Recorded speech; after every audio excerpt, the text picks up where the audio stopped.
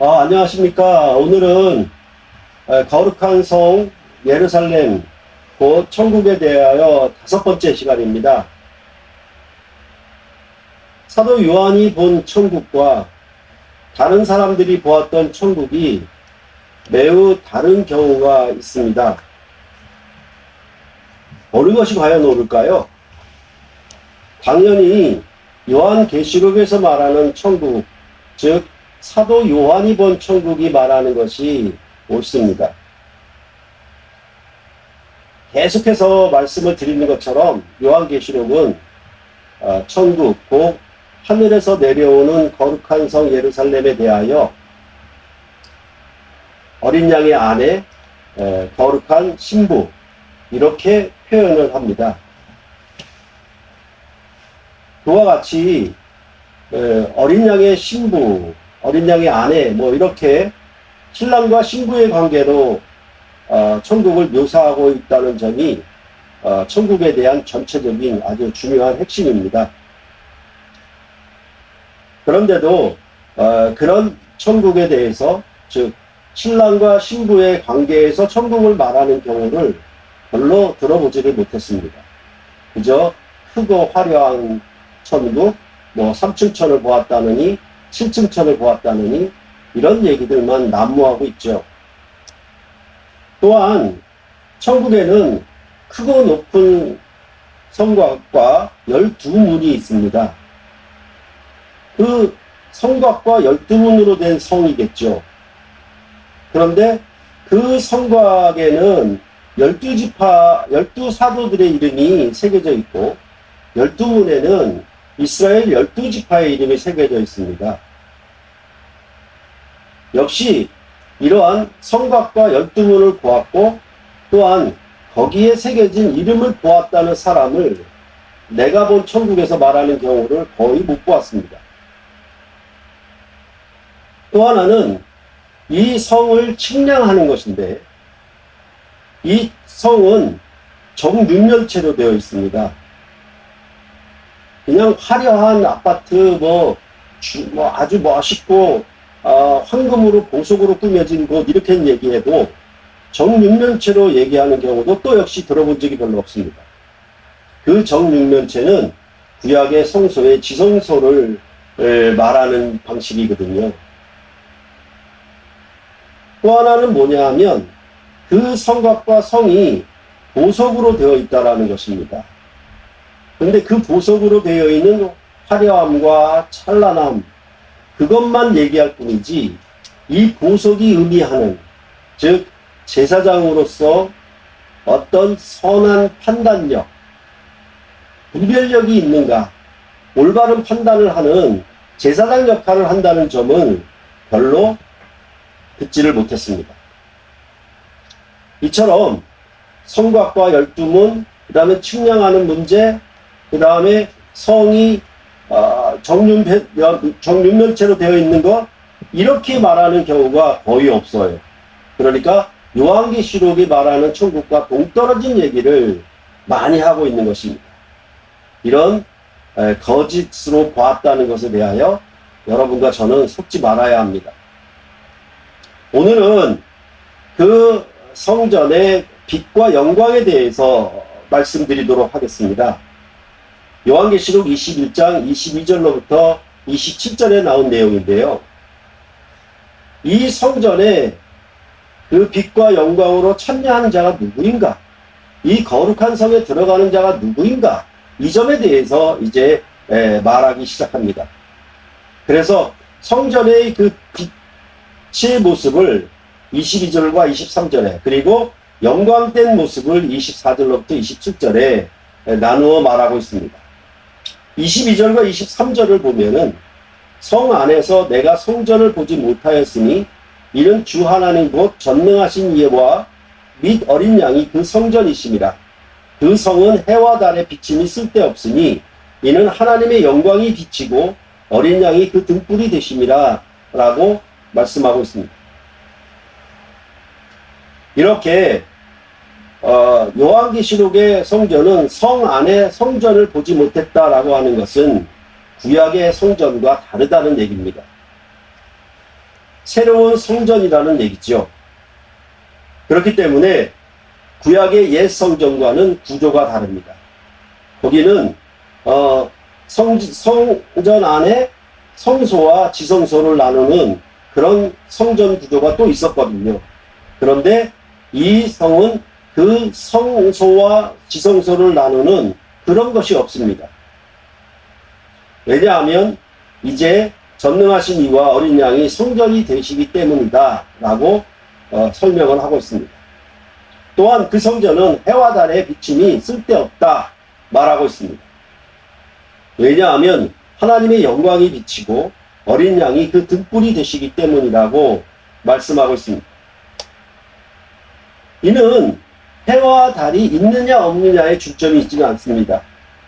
해와 달의 비침이 쓸데가 없을 만큼 더 큰 영광의 빛이 함께함을 강조하는 것입니다.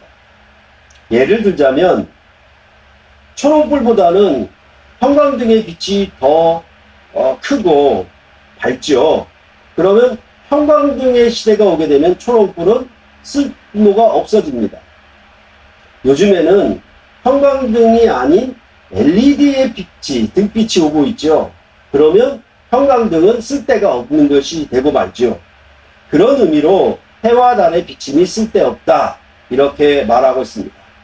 그러면 이런 빛은 어떤 빛인가? 그것은 바로 죄와 죽음을 이기신 주님께서 세우신 교회는 음부의 권세가 이기지 못하며 새 창조의 빛이 영영이 임하는 그런 빛된 성소로 완성될 것임을 말하고 있는 것입니다.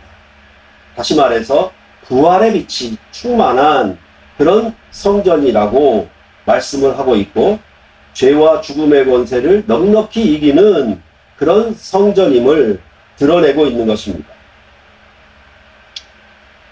이 성전의 영광은 24절로부터 27절에 말하는데 24절로부터 26절을 보면은 만국이 그 빛 가운데로 다니고 땅의 왕들이 자기 영광을 가지고 그리로 들어가리라.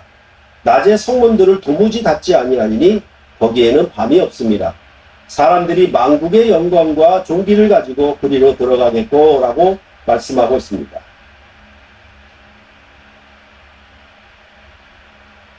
우리가 살고 있는 가정에서 부모의 영광은 그 가정이 빛과 영광이 있는 곳이면 어떻게 드러나겠습니까?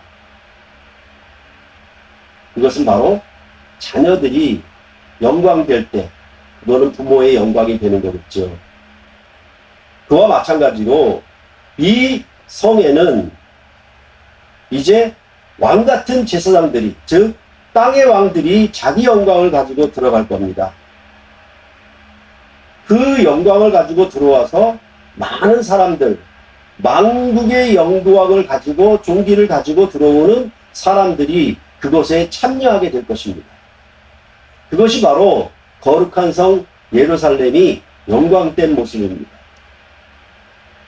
즉 왕같은 제사장이 이방인들을 제물로 드려서 하나님 앞에 영광을 돌리게 하는 것, 그것이 곧 이 성의 모습이라고, 이 성에 참여하는 자들이라고 말을 하고 있는 것입니다. 그래서 이 성은 제사장의 역할을, 왕같은 제사장의 역할을 감당하므로 많은 이방인들을 제물로 드릴 때 그 성은 참으로 영광스럽다라고 말을 하고 있는 것입니다. 이것은 구약의 성전의 영광이 말할 때 대적들을 물리치고 그들로부터 빼앗은 전리품을 성전에 드림으로 그 영광이 가득한 것과는 전혀 다릅니다. 이방인을 죄와 사망의 권세에 사로잡혀 있던 자들을, 그들을 건져내어 하나님 앞에 전리품으로 제물로 드릴 때 이 성전은 참으로 영광스러운 모습이라고 이 거룩한 성 예루살렘 성은 말을 하고 있는 것입니다. 이처럼 구약의 성전과 신약의 성전의 영광이 다르다라는 것입니다. 그렇게 말해서 이 성전의 영광에 대하여 다시 한번 설명하는 것은 27절입니다.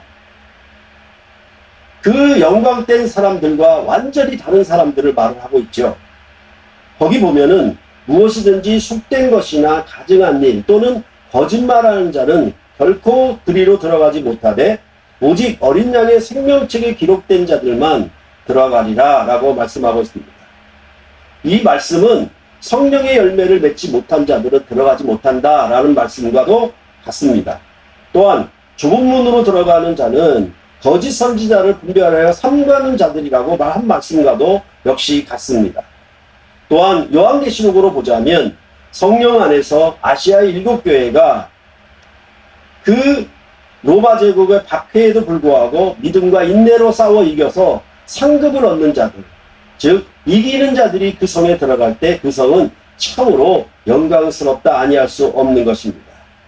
이것은 무너진 바벨론, 즉 로마 제국과 대비해서 참으로 그 영광을, 세상의 영광을 자랑했던 그들이 망하였던 것, 완전히 무너져 내려버린 것, 그런 음녀가 차지하고 있던 그런 성이 무너진 것과 완전히 대비가 된 승리한 영광을 가진 자들이 이 성에 들어가 거룩한 성 예루살렘 성을 이룬다라고 요한계시록은 말하고 있는 것입니다.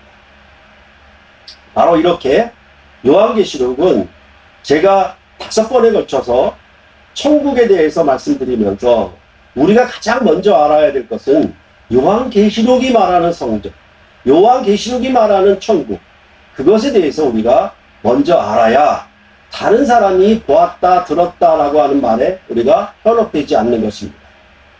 이처럼 요한계시록이 말을 하는 거룩한 성 예루살렘에 대해서 알 뿐만 아니라 여러분이 저와 함께 하시면은 이 요한계시록을 아주 쉽게 이해할 수가 있습니다.